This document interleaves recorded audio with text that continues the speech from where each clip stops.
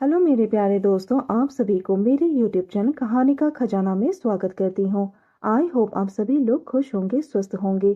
चलिए दोस्तों, आज आप सबको मैं एक नई कहानी सुनाती हूँ। मैं अपनी मौसी के घर में रहता था। वो लड़की वहाँ काम करती थी, मैं वहाँ रहकर पढ़ रहा था।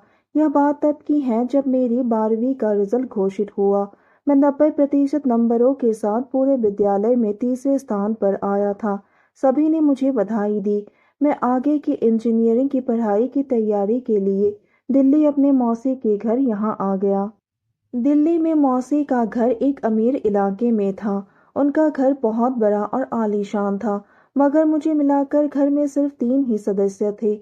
मैं, मौसा जी और मौसी जी। घर 3 मंजिला का था। अभी कुछ साल पहले घर से सटे हिस्से में एक और घर बना। जो घर पहले वाला था वो किराएदारों के लिए बना दिया गया था और नए घर का उपयोग हम सब करने लगे थे। दोस्तों, थोड़ा सा समय निकालकर इस कहानी को अंत तक जरूर सुने। दोस्तों, आप लोग चैनल को सब्सक्राइब करना भूल जाते हैं। दोस्तों, आप सबसे रिक्वेस्ट है कि चैनल को एक सब्सक्राइब करें और वीडियो को एक लाइक करें। दोस्तों, आप लोगों की एक लाइक और सब्सक्राइब से बहुत ही मोटिवेशन मिलती है कि हम ऐसे ही कहानियाँ आप सबके समक्ष प्रस्तुत कर पाए। दोस्तों, हम बहुत ही मेहनत से कहानी लिखते हैं। आशा करती हूँ कि यह कहानी आप सबको पसंद आएगी। चलिए अब कहानी में आगे बढ़ते हैं और आपको यह कहानी सुनाते हैं। मैं यहाँ मैथमेटिक्स और केमिस्ट्री की तैयारी के लिए एक कोचिंग में दाखिला ले लिया। मैं मौसी के घर से साइकिल से ही कोचिंग आने जाने लगा। यह बात गर्मियों की है। मई का महीना था। रात को जब मैं दिन भर की कोचिंग करके वापस आया तो इतना थक चुका था कि बिना खाए सिर्फ दूध पीकर सोने चला गया। सीढ़ियों से ऊपर चढ़कर मैं अपने कमरे में आकर सो गया। मेरी आंख अभी लगी ही थी कि बाथरूम का दरवाजा खुला। मैं डर कर उठ गया और देखा कि एक औरत सलवार कमीज में थी और अपने बाल पोंछते हुए बाहर निकल रही थी। मैं उसे देखकर भौंचक्का रह गया कि ये कौन है और मेरे कमरे में क्या कर रही है। वो देखने में बेहद ही खूबसूरत थी। मैंने उससे पूछा तो उसने बताया कि छोटे बाबू, मैं यहाँ की नई नौकरानी हूँ। आज ही गांव से आई हूँ। चाची ने मुझे यहीं रहने के लिए बोला है। उन्होंने मुझे आपके बारे में भी बताया है। आप घबराइए नहीं, मैं यहीं नीचे सो जाऊंगी, मेरा बिस्तर लगा हुआ है। पहले तो मुझे थोड़ा अजीब सा लगा, लेकिन धीरे धीरे आदत सी हो गई। यही नहीं, अब वह घर के हर काम के साथ साथ मेरा भी हर तरीके से ख्याल रखने लगी थी। उस वक्त इंटरनेट नया नया चलन में आया था और साइबर कैफे में लड़के लड़कियों की भीड़ से लगी रहती थी। मेरे कुछ कोचिंग के दोस्त ने मुझे इंटरनेट के बारे में बताया। मुझे उस वक्त वो सब के बारे में उतना नॉलेज नहीं था। हाँ, वह बात अलग है कि मेरे स्कूल में एक लड़की पर मैं स्कूल टाइम से ही मरता था। वो मेरी अच्छी दोस्त भी थी, लेकिन मैं उससे प्यार करता था यह कभी कहने की हिम्मत नहीं हुई। मैं अभी भी कोचिंग कर रहा था। एक मर्तबा मेरे दोस्त दीपक के साथ यह तय हुआ था कि संडे को एक्स्ट्रा क्लास के बहाने कैफे जाएंगे। मैंने संडे को किताब उठाया और गेट पर रखी साइकिल लेकर चल दिया। मेरा दोस्त दीपक पहले से ही इंतजार कर रहा था। हम दोनों एक कैफे पर गए और वहां जाकर नेट पर कुछ फिल्में वगैरह देखा। फिर फिल्म खत्म होने के बाद मैं घर आया और बाथरूम में जाकर नहा धोकर मैं अपने बेड पर आकर सो गया।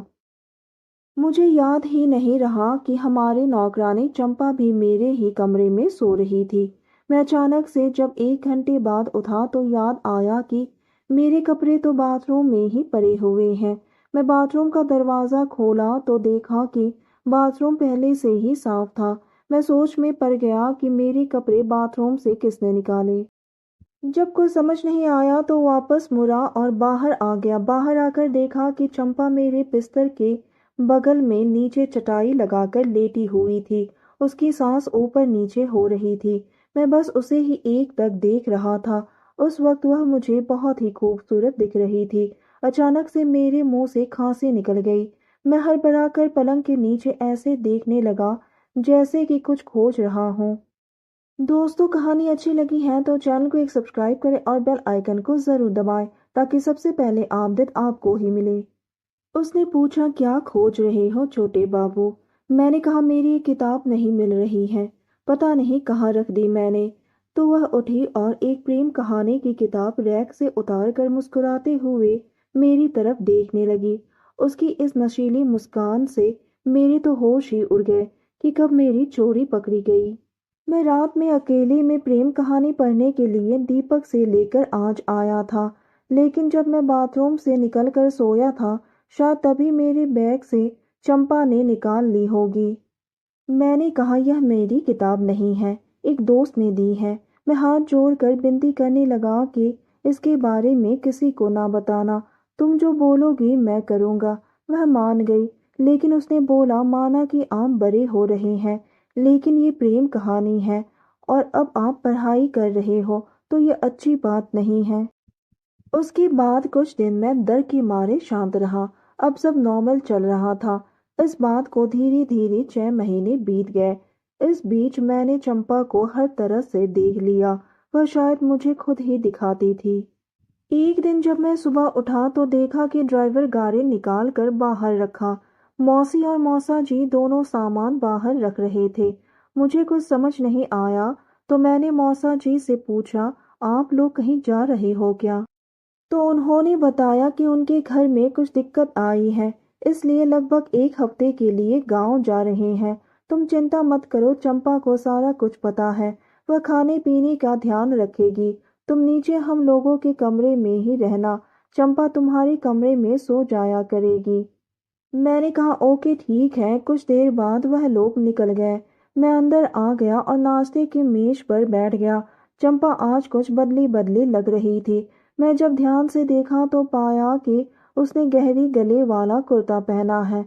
मैं सुध-बुध खोकर उसकी तरफ देखता रहा और वह कब मेरे सामने आकर खड़ी हो गई, कुछ पता ही नहीं चला।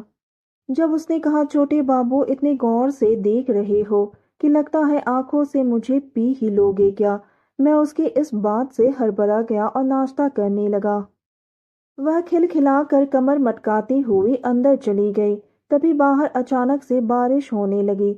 कोचिंग जाना रद्द कर दिया। प्लेट जब किचन में रखकर मैं बाहर निकल ही रहा था तो अचानक जोर की आवाज के साथ बिजली कड़क उठी। बस इतनी आवाज से चंपा मुझसे जोर से लिपट गई। मुझे भी कुछ समझ नहीं आया और मैंने भी उसे जोर से अपनी बाहों में जकड़ लिया। थोड़ी देर में चंपा ने कहा छोटे बाबू अब तो छोड़ दो। मैं तुरंत उसे छोड़ दिया। उसने मेरी तरफ प्यार से देखते हुए कहा मुझे पता है आप मुझ पर फिदा हो। मैंने कई बार आपको नहाते हुए देख लिया था, फिर भी कुछ नहीं बोली थी, क्योंकि अगर किसी को कुछ पता चल जाता तो दिक्कत हो जाती। बस आज ऊपर वाले ने शायद मेरी सुन ली है और आज आप मेरे सामने हो। फिर आज घर में भी कोई नहीं है। छोटे साहब अगर आप चाहो तो मेरी और आपकी दोनों की ख्वाहिश पूरी कर सकते हो। उसकी मुंह से ऐसी बात सुनकर मैं अवाक हो गया और उसकी ओर देखने लगा। फिर जब उसने बोला छोटे बाबू तब जाकर मुझे होश आया। मैं उसे लेकर हॉल में बैठ गया। उससे पूछा आखिर मैं ही क्यों, तुम तो शादीशुदा हो। तब उसने रोना शुरू कर दिया। मैंने पूछा तो उसने अपनी आप बीती बताई कि उसकी शादी के 3 महीने बाद ही उसका पति उसे छोड़कर चला गया। उसे किसी और लड़की से प्यार था। मैंने सोचा क्या पागल आदमी है, इतनी खूबसूरत बीवी को भला कोई छोड़ कर जाता है क्या। ये सब बताकर वो रोने लगी। मैं सीधा उसकी होठ पर अपने होठ को लगा दिया और जोर जोर से चूमने लगा। वो भी मेरा साथ देने लगी। फिर लगभग 5 मिनट के बाद वह मुझसे अलग हुई और बाहर की ओर भाग गई। मुझे लगा कि शायद वह घबरा गई होगी, लेकिन वह बाहर सारे दरवाजे बंद करने गई थी। वह आते ही मुझसे लिपट गई और आगे बढ़ने लगी। उसकी आंखें पूरी तरह से बंद थी। उसने धीमी स्वर में कहा छोटे बाबू मुझसे अब और सहन नहीं होता है। उसने अपने आप को मेरे हवाले कर दिया। मैंने भी उसके दुख भरी जिंदगी में थोड़ा सुख भरने की कोशिश की। अभी वह बिल्कुल अप्सरा लग रही थी। मैंने अपनी ओर से पूरी कोशिश की कि मैं उसकी दुख को मिटा दूं। वह बहुत ही खुश हो गई और कहने लगी आपने मुझे ऐसी खुशी दी कि मैं जिंदगी भर नहीं भूल पाऊंगी। उसके चेहरे में एक अलग ही चमक थी। लगभग 2 घंटे बाद चंपा रसोई में खाना बनाने चली गई। फिर हम दोनों ने बैठकर साथ में खाना खाया और खूब सारी बातें की। अगले 7 दिन हम दोनों ने एक दूसरे के साथ अपना कीमती समय बिताया। उसने कहा भले ही आपकी शादी हो जाए, लेकिन मैं कभी आपको भुला नहीं पाऊंगी।